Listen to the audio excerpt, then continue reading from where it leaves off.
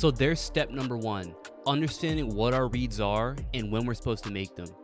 But obviously, we can sit around and watch videos and understand what the reads are, and we can get the knowledge for it. But if we don't actually go and apply them, then it really doesn't matter. In the game of basketball, it isn't just about knowing and understanding the reads. It's also about having the physical abilities to go out and actually execute those reads. And that's where your practice comes in.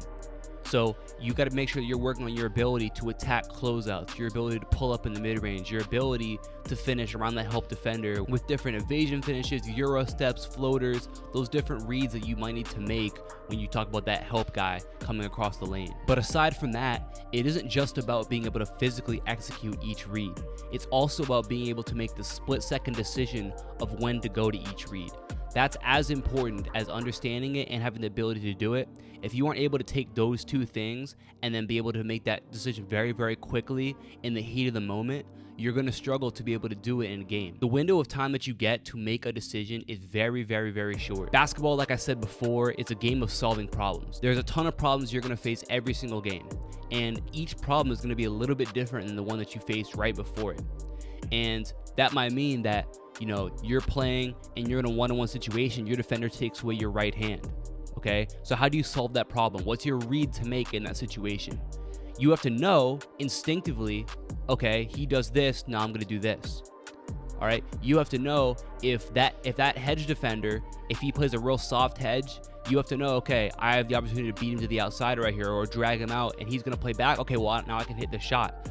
You have to be able to make those reads very, very quickly, right? If you attack, you beat your guy one-on-one, and that help defender comes across the lane, you have to know that you're not going to be able to get a shot off, so you got to kick it out to your open teammate, or you got to hit that pull-up before the big gets there, or you might have to hit him with a euro step, something like that. But that's something that you get from practicing it in a live situation, and that's really what I'm getting to. These problems are always going to be different. When you're in your training, you're training by yourself, right? You can control what's happening. All right, you control the reads that you're going to make. You control each finish. There's no exterior factors that affect what you're doing.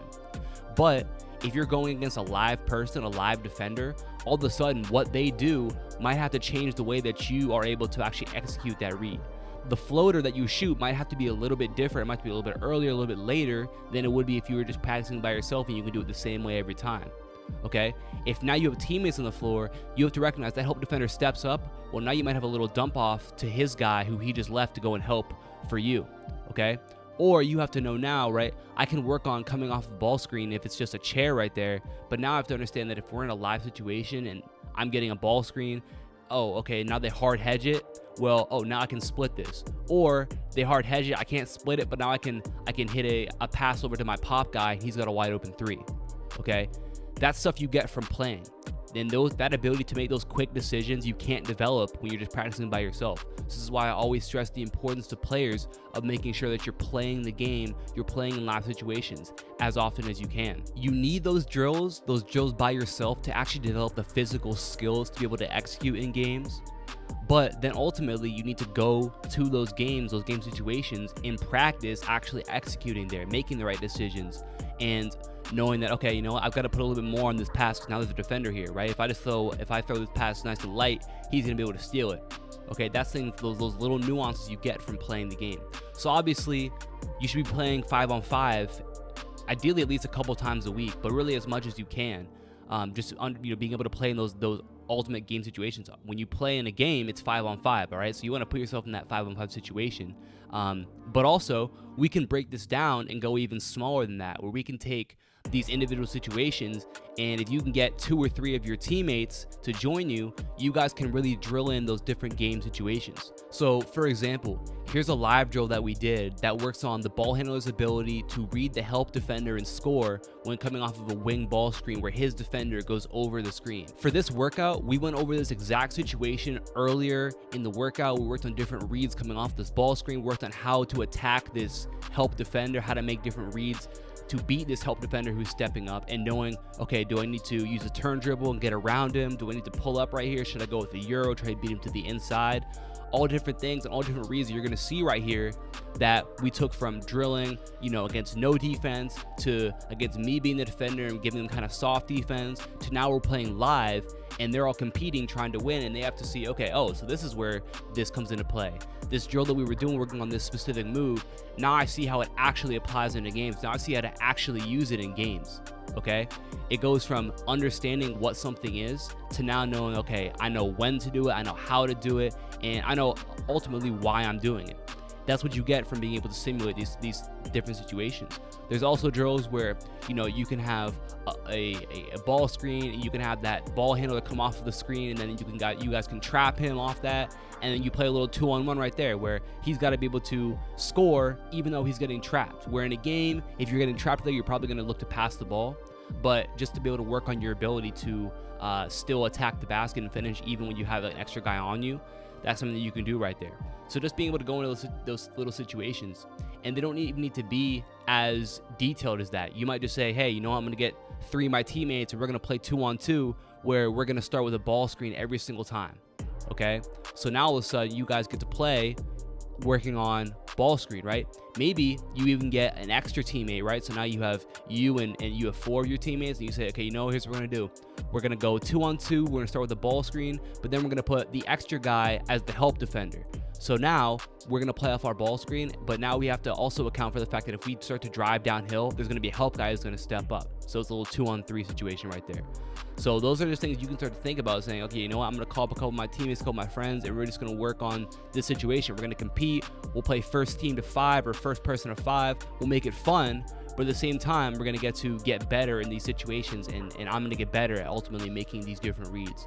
And you can put that into any different thing. You can have this coming off of an off-ball screen where you guys have to play off of that, off of a pin down, whatever it might be. You can just do it straight up one-on-one where, you bounce out, you have a V cut out to the wing, and then as soon as you catch the ball, do you going one-on-one against somebody where you're working on, okay, now I have to, what am I going to do after I jab and he doesn't go, or I jab and he does go? Do I have space to shoot? Am I going to attack the opposite direction?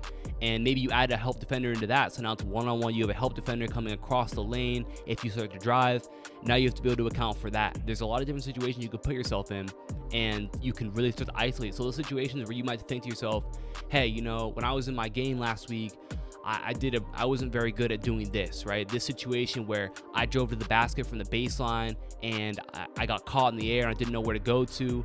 Maybe that's a situation you can drill with some of your friends or some of your teammates, and you can get better at it doing that. Okay, so that's something you can really tailor to yourself, as long as you're able to think critically and think, okay, what situations do I struggle in?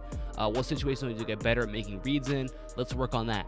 Okay, but if you aren't able to do that, maybe you don't have guys available to run with you to do that, try and put yourself in those situations in pickup games. So if you're able to go and find some 5-on-5 to play, maybe it's with your team, maybe it's at your park, whatever it might be, try and put yourself in those same situations. Try and call for a ball screen. Say, hey, come send me a screen, and then come off the screen and play off of that.